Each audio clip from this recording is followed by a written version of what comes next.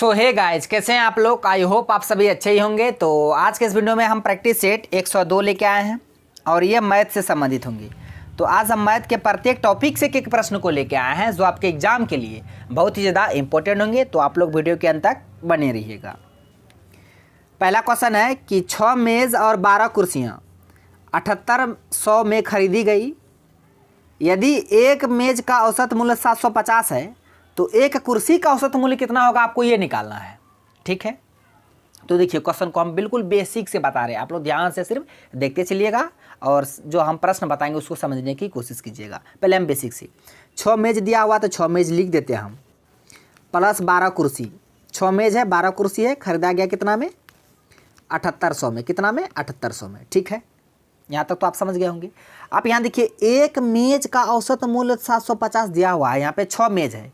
यहाँ हम अगर मान के चलिए अगर यहाँ 6 12 में अगर 6 कॉमन ली तो यहाँ एक मेज हो जाएगा ना, तब क्वेश्चन बनाने में और आसान हो जाएगा। तो यहाँ पे 6 12 में 6 कॉमन लिए तो यहाँ एक मेज बचेगा, प्लस 12 में 6 कॉमन लिए यहाँ 2 बचेगा, तो 2 कुर्सी बराबर 7800 रुपया। सिर्फ आप लोग देखते चलिए। तब फिर एक मेज प्लस 2 कुर्सी बराबर 7800 बट्टे ये गुना में 6 है, इधर आएगा तो भाग में हो जाएगा। फिर देखिए एक मेज प्लस 2 कुर्सी बराबर कितना था, 7800 बट्टे 6, इकट्ठ कितना 1300 हो जाएगा। यानी कि एक मेज प्लस 2 कुर्सी बराबर 1300।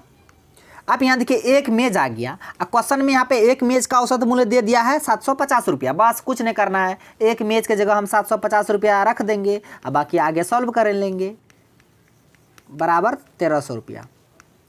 तो 2 कुर्सी बराबर कितना हो जाएगा, क्योंकि 750 को उधर भेजना है, इधर प्लस में है 750, इधर जाएगा तो माइनस में 750। तो 2 कुर्सी बराबर 1300 में 750 घटेगा तो 550 बचेगा। यानी देखिए 2 कुर्सी का दाम 550 है तो एक कुर्सी का दाम कितना होगा, आधा हो जाएगा। देखिए 2 कुर्सी का दाम आपको 550 है तो एक कुर्सी का दाम कितना हो जाएगा, इसका आधा हो जाएगा।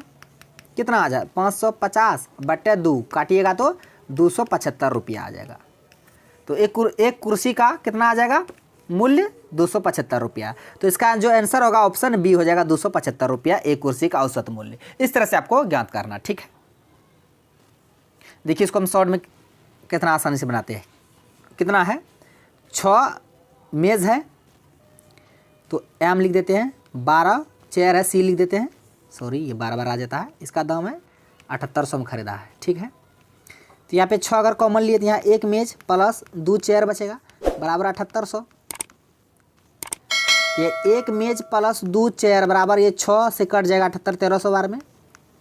तो एक मेज का दाम दिया हुआ है औसत मूल्य 750 रुपया, तो 2 चेयर बराबर 1300। फिर 2 चेयर बराबर 750 दर्जा घट जाएगा, कितना हो जाएगा 550। तो एक चेयर बराबर कितना हो जाएगा 275 रुपया। बस इसी को निकालना था आपको।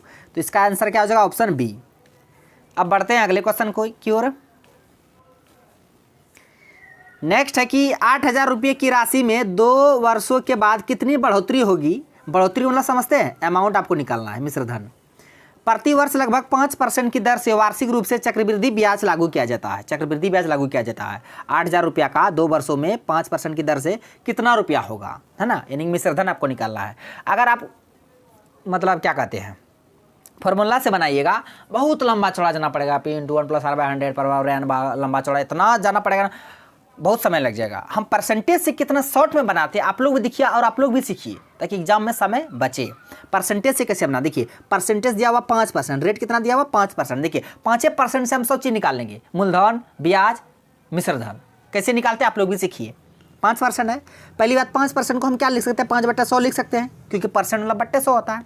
ठीक है, अब इसको काटिए, 5 कम 5 20 5 100 यानी कि 1/20 हुआ।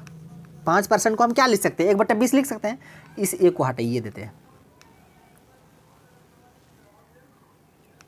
यानी कि 5% को हम 1/20 लिख सकते हैं। 1/20 का मतलब क्या हुआ, 20 में 1 का ब्याज, 20 में 1 रुपया का ब्याज, तो कितना हो 21/20 हो गया। 21/20 हो गया। ठीक है, यहाँ तक तो हम समझ गए हैं। अब देखिए 2 वर्ष का रहा, समय कितना वर्ष का रहा, 2 वर्ष का रहा है। यहीं पे ध्यान देने की बात है, समय 2 वर्ष का है, दोनों का स्क्वायर कर देंगे। समय 3 वर्ष का था, दोनों का क्यूब कर देते हैं, ठीक है। लेकिन यही समय को ध्यान में रखना पड़ेगा आपको। समय 2 वर्ष था इसलिए दोनों का स्क्वायर किए तो 21 का स्क्वायर 441 बटा 20 का स्क्वायर 400। यहाँ तक तो कोई दिक्कत नहीं होगा आपको, यहाँ तक आप समझ गए होंगे। तो यानी नीचे जो आता है वो हमेशा प्रिंसिपल आता है, ऊपर जो आता है हमेशा अमाउंट आता है, मिश्रधन, और ये दोनों का अंतर हमेशा क्या आ जाएगा, ब्याज, चक्रवृद्धि ब्याज। बस कुछ नहीं करना, क्वेश्चन बन गया आपका। कितना है 441 बटा 400 आया था। 400 नीचे मूलधन है, इसी का वैल्यू आपको कितना दिया हुआ है क्वेश्चन में, 8000 रुपया है। यानी 400 यूनिट का वैल्यू कितना, 8000 रुपया दिया हुआ है।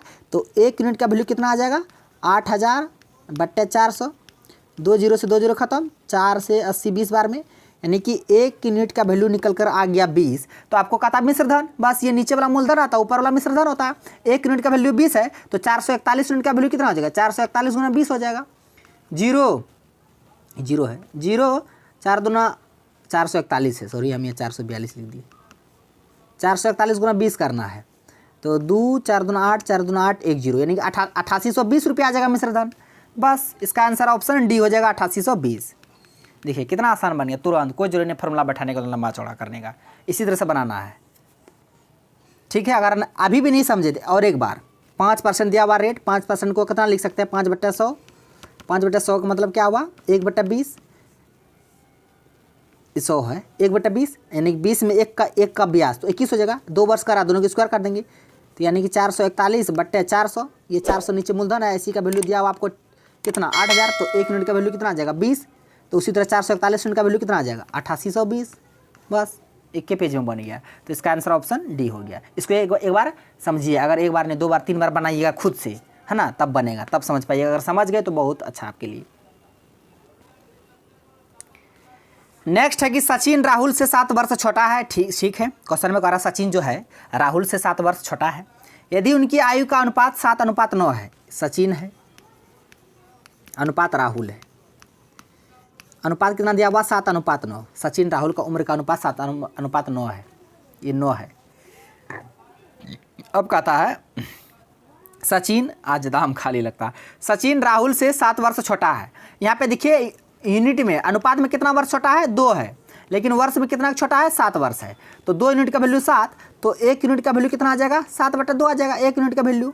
अब हमको किसका आयु चाहिए, सचिन का, तो सचिन का यूनिट कितना है 7। जब 1 यूनिट का वैल्यू 7/2 तो 7 यूनिट का वैल्यू कितना हो जाएगा, 7/2 गुना 7, यानी कि 7 7 49 बट्टे 2, 49 का आधा कितना होता है 24.5। तो इसका आंसर ऑप्शन बी हो जाएगा 24.5। इस तरह से आपको बनाना है। नेक्स्ट है कि 63 किलोमीटर पर आवर की गति से चल रही एक ट्रेन एक खंभा को 24 सेकंड में पार करती है, तो ट्रेन की लंबाई कितनी है, ठीक है। इसको पहले कॉन्सेप्ट को थोड़ा समझिए इस क्वेश्चन में। मान के चलिए ट्रेन है, क्या है, ट्रेन है, ये खंभा है मान के चलिए, या कोई इंसान। अगर ये ट्रेन मान के चलिए इसकी लंबाई 5 मीटर है, इसकी लंबाई 5 मीटर है। जब ये ट्रेन किसी या खंभा या किसी इंसान को पार करेंगी तो वो केवल अपनी लंबाई ही पार करेगी, बस ही 5 मीटर ही पार करेगी, यही उसका ओरिजिनल डिस्टेंस हो जाएगा। दूरी तब कितना आ जाएगा, 5 मीटर। जब किसी खंभा या मनुष्य को पार करेगी तो ट्रेन केवल अपनी लंबाई ही पार करेगी, वही उसका ओरिजिनल डिस्टेंस होता है, दूरी होता है। इस बात को आपको समझना पड़ेगा। अगर इसी की जगह यहाँ खंभा की जगह बेसिक समझा रहे हैं, ठीक है, इसको आप समझिए। अगर खंभा की जगह किसी या प्लेटफॉर्म रहता या पुल रहता, उस पुल का भी लंबाई 5 मीटर रहता, तब ये ट्रेन उस पुल को पार करती, तब उस सिचुएशन में टोटल जो दूरी होगा, ट्रेन की लंबाई तो होबे करेगा, साथ साथ पुल की भी लंबाई 5 10 मीटर, तब उस सिचुएशन में टोटल दूरी 10 मीटर होता, ठीक है, जब पुल या प्लेटफॉर्म को पार करेंगी तब। लेकिन ट्रेन तो किसी खंभा को पार कर रही है ना, खंभा को पार करने का मतलब क्या हुआ, ट्रेन केवल अपनी लंबाई पार कर रही है, वही उसका ओरिजिनल डिस्टेंस हो गया। बस इसको हमको समझाना था, मुझे उम्मीद आप ये समझ गए होंगे। अब क्वेश्चन को चुटकियों में बना लेते हैं, कैसे, तो देखिए आप लोग, यही बेसिक है, बेसिक पता रहेगा तब ये क्वेश्चन बनेगा। मैथ है ना। देखिए 63 किलोमीटर चाल दिया हुआ है और समय दिया हुआ है, ट्रेन की लंबाई मांग रहा है। मान के लिए हम ट्रेन की लंबाई एक्स मान लिए, कितना, ट्रेन की लंबाई एक्स मान लिए, ठीक है, ट्रेन की लंबाई एक्स मान ली, और ये खंभा को पार कर रही है तो ट्रेन अपनी लंबाई ही पार करेगी, वही उसका ओरिजिनल डिस्टेंस होगा, दूरी होगा। तो ये एक्स दूरी हो गया, दूरी बराबर क्या होता है, चाल गुना समय। चाल कितना है, 63 दिया हुआ है, 63 दिया हुआ है। तो ये 63 जो दिया हुआ है किलोमीटर पर आवर में है ना, हमको यहाँ पे देखिए आंसर मीटर में दिया हुआ, समय भी सेकंड में दिया हुआ, तो किलोमीटर पर आवर को मीटर पर सेकंड में बदलने के लिए 5/18 से गुना करते हैं। ठीक है, उसके बाद समय दे दिया हुआ कितना 24 सेकंड। बस इसी को सॉल्व करके एक्स का मान निकालना है, कुछ नहीं है। 6 3 18, 6 चौके 24, 3 से 63 21 बार में। आप एक्स का मान कितना 21 गुना 5 गुना 4, 21 गुना 5 गुना 4, 21 गुना 5 चौके 20, तो 21 दूना 42, 0 420। तो इसका आंसर ऑप्शन बी हो जाएगा, 420 मीटर ट्रेन की लंबाई होगी। इस तरह से आपको बनाना है, बहुत ही आसान था, लेकिन जो इससे पहले जो समझा है उसको आपको समझना पड़ेगा। जब खंभा को पार करती है, इंसान को पार करती है, या प्लेटफॉर्म को पार करती है, पुल को पार करती है, उस सिचुएशन में टोटल दूरी क्या होता है, कहाँ दूरी घटता है, कहाँ दूरी जुड़ता है, ये सब बातों को आपको ध्यान में रखना पड़ेगा, तभी ये इस टाइप के प्रश्न आप बना पाइएगा एग्जाम में। नेक्स्ट है कि 20 व्यक्ति एक काम को 12.5 दिनों में कर सकता है। ठीक है, जैसे जैसे बोल रहा है वैसे वैसे हम करेंगे। देखिए 20 व्यक्ति है, ये 12.5 दिनों में काम कर सकते हैं, 12.5 दिनों में काम कर सकते हैं, जो कहा उसी को लिख दिए। अब फिर कहता है कि 8 दिनों के बाद 8 व्यक्तियों ने काम छोड़ दिया, तो 8 दिनों के बाद का मतलब क्या हुआ, 8 दिन तक यही 20 व्यक्ति काम किया होगा ना। कहता 8 दिन के बाद, तो 8 दिन तक यही 20 व्यक्ति काम किया होगा। फिर कहता है कि 8 दिन के बाद ना 8 व्यक्ति छोड़ दिया, अब काम कर रहा था 20 व्यक्ति, 8 व्यक्ति छोड़ दिया, तो अब शेष कितना व्यक्ति बचा, अब शेष बचा कितना व्यक्ति, 12 व्यक्ति। कितना व्यक्ति, 12 व्यक्ति, यानी 20 व्यक्ति था, 8 दिन तक काम किया, अब फिर क्या किया, 8 दिन के बाद 8 व्यक्ति छोड़ के चला गया, तो अब कितना 12 व्यक्ति बचा। अब कहता कि शेष कार्य कितने दिनों में पूरा होगा, बस ये 12 व्यक्ति कितने दिनों में, एक्स दिनों में करेंगे, बस एक्स का वैल्यू निकाल लीजिए। उड़ाएंगे, यहाँ 10 बैठेगा, 10 से 20 दो बार में कटेगा, और 125 का दुगना कितना 250 बराबर 8 दूना 16, 160 प्लस 12x, तो 160 इधर घटेगा, कितना आ जाएगा 200, 250 में 160 घटेगा, तो 0 में 0 0, 15 में 6 11 90 बराबर 12x। तो 12 से अगर 90 काटिए कितना बार में करेगा, 12 7 84, 12 5 60, यानी 7.5, तो x का वैल्यू कितना निकल कर आ जाएगा 7.5। तो इसका आंसर ऑप्शन डी हो जाएगा, 7.5 दिनों में शेष कार्य पूरा होंगे। इस तरह से आपको बनाना है, जो जो कहा क्वेश्चन में हम बस वही किए, लेकिन हाँ समझना पड़ेगा यहाँ पे कि जो 8 दिन के बाद जो कर रहा है, तो 8 दिन वही 20 व्यक्ति कम किया है, उसके बाद फिर 8 छोड़ के चले गया, तो बचा 12, कितना दिन में, x दिन में। तो फ्रेंड्स अगर वीडियो अच्छा लगा तो एक लाइक भी कर दीजिएगा, ठीक है। देखिए क्वेश्चन है कि एक दुकानदार ने 2 पुस्तकें प्रत्येक 500 रुपयों में बेची, लेकिन एक पर उसे 25% का लाभ होता है और दूसरे पर उसे 25% की हानि होती है, तब कुल लाभ या हानि प्रतिशत क्या होगा, आपको ये निकालना है। ऐसे प्रश्न पूछे जाते हैं बहुत बार, है ना। देखिए यहाँ पे देखिए प्रत्येक पुस्तक नहीं, 2 पुस्तक है, दोनों को प्रत्येक 500 रुपये में बेचा गया, यानी कि एसपी सेम है, सेलिंग प्राइस सेम है, ठीक है।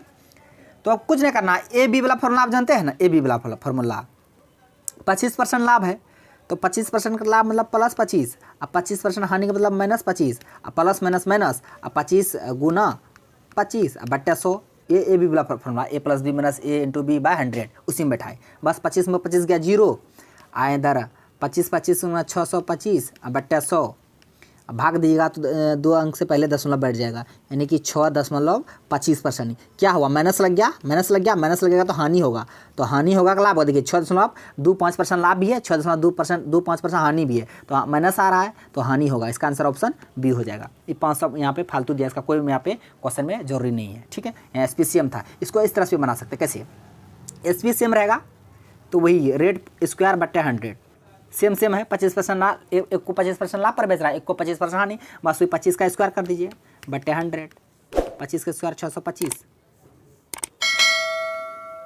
बट्टे 100 कीजिएगा तो 6.25, यह लॉस आएगा, हमेशा क्या आएगा, लॉस आएगा। तो इसका आंसर ऑप्शन बी हो गया। आ गया नौ के साथ बढ़ के जाना है। देखिए धारा के प्रतिकूल और धारा के अनुकूल चाल क्रमशः 7 kilometre per hour 17 kilometre per hour है, तो धारा की चाल, ओहो कुछ नहीं करना है। धारा के प्रतिकूल यानी कि x माइनस वाई का वैल्यू 7 दिया हुआ, धारा के अनुकूल यानी x प्लस वाई का वैल्यू 17 दिया हुआ। बस आपको किसका मान, धारा का यानी कि y का मान निकालना है, तो क्या करना है, दोनों को घटा दीजिए, दोनों को घटा के 2 से भाग कीजिए, 10 बट्टे 2 5, तो इसका आंसर ऑप्शन ए हो जाएगा 5 किलोमीटर पर आवर। अगर यही पूछता स्थिर जल में नाव की चाल यानी एक्स का वैल्यू पूछता तो कुछ नहीं करना है, दोनों को जोड़ दीजिएगा, दोनों को जोड़ दीजिएगा, दोनों को जोड़ दीजिएगा, बट्टा 2 कर दीजिएगा, 7 7 14, 1 1 2 2 12। तो स्थिर जल में नाव की चाल 12 हो जाएगा, धारा की चाल 5 वाई। अगर ऐसे सिचुएशन में देखिए बहुत इंपॉर्टेंट यह है, अगर ऐसा है दिया हुआ equation x + y = 5 x - y = 3, तब x का वैल्यू अगर आपको निकालने कहेगा तो दोनों को जोड़ देना है, दोनों को जोड़ देना है, बट्टा 2 कर देना है, 8 बट्टा 2 कट जाएगा 4। अगर ऐसा सिचुएशन में y का वैल्यू अगर मांगेगा तो दोनों को घटा देना है, बट्टा 2 कर देना है, 5 से 3 गया 2 बट्टा 2 बगैर 1 आ गया, x का वैल्यू y का वैल्यू 1। तो इसी तरह हम यहाँ पे किए, y का वैल्यू मांग रहा था तो दोनों को घटा के 2 से भाग कर दिए, आंसर ऑप्शन ए 5 किलोमीटर/आवर। ओह, अब बढ़ते हैं अगले क्वेश्चन की ओर। क्वेश्चन है ए बी सी का औसत 25 है, ठीक है कोई बात नहीं है। ए बी + सी का औसत दिया हुआ है 25, तो औसत बराबर संख्या को 1 बटा संख्या को संख्या का 1 2 3 संख्या बटा 3 हो जाएगा ना। तो ए + बी + सी का वैल्यू कितना हो जाएगा, गुना हो जाएगा, 25 दिया 75, ठीक है। उसके बाद दिया बी और सी का औसत 25 है, बी और सी का औसत 25 है, तो योग कितना हो जाएगा रे बाबा, 25 दूना 50, डायरेक्ट हम कर दिए यहाँ 50। अब कहता ए का वर्तमान आयु, बस इधरों घटा दीजिए, बी सी खत्म, तो ए बच गया इधर 75 में 50 गया तो 25 बचा, तो ए का वर्तमान आयु 25 वर्ष। इसका आंसर ऑप्शन बी हो गया। बहुत आसान प्रश्न था ये। नेक्स्ट है कि 80 लीटर के मिश्रण में, देख रहे हैं क्वेश्चन के लेवल, प्रत्येक क्वेश्चन इधर फालतू तो इधर जो मन सो क्वेश्चन नहीं लेके नहीं आते हैं, ऐसे प्रश्न लेके आते हैं जो आपके एग्जाम में 100% पूछने की संभावना रहता है, ठीक है, इसलिए आप लोग ध्यान से देखिए। 80 लीटर मिश्रण है, कोई बात नहीं है, रस और पानी का 80 लीटर मिश्रण है, रस अनुपात पानी, अनुपात के 3:1 है, इसको 1:3 करना है। मिश्रण में मिलाए जाने वाले पानी का मात्रा कितना होगा आपको ये निकालना है, ठीक है। देखिए ये तो अनुपात में है 3:1 रस और पानी, हाँ हमको लीटर में चाहिए कितना उस मिश्रण में रस है कितना पानी है, ठीक है। इसको हम लीटर में लाते हैं, रुकिए। अनुपात में 3:1 दिया हुआ है, यहाँ टोटल कितना हुआ 3 1 4, तो यही 4 यूनिट का वैल्यू आपको कितना दिया हुआ है 80 लीटर। तो 1 यूनिट का वैल्यू कितना आ जाएगा 20 के 80 20 लीटर, 1 यूनिट का वैल्यू 20 लीटर, तो 3 यूनिट का वैल्यू 20 या 60 लीटर, 1 यूनिट का वैल्यू 20 लीटर। अब आ गया 60 लीटर रस है 20 लीटर पानी है। अब कहता है इसमें पानी मिलाया जा रहा है और रस में छेड़छाड़ नहीं कर रहा है, जो मिलाया जा रहा है उसी को मिलाना है। तो यहाँ पे 60 है, इसमें कुछ नहीं कर रहा है, मिला के इसमें पानी को मिला रहा है, इसलिए 60 लीटर रस है 60 लीटर रस लिख दिए। उसके बाद 20 लीटर पानी है, तो पानी में ही पानी मिला रहा है, तो पानी में ही x जोड़ेंगे बराबर, तब अनुपात कितना हो जाता है 1:3 1/3।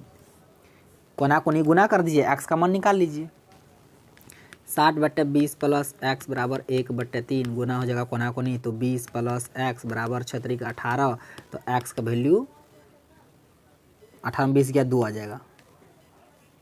कहाँ कहीं गलती हम किए क्या, ओहो हो सॉरी 60 बटे था ना, वहाँ ये 6 बटे कर दिए,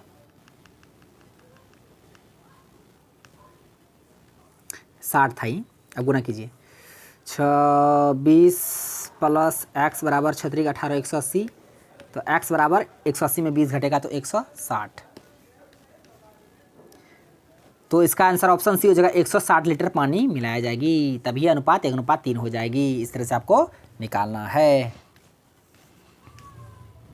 आ गया कमेंट बॉक्स।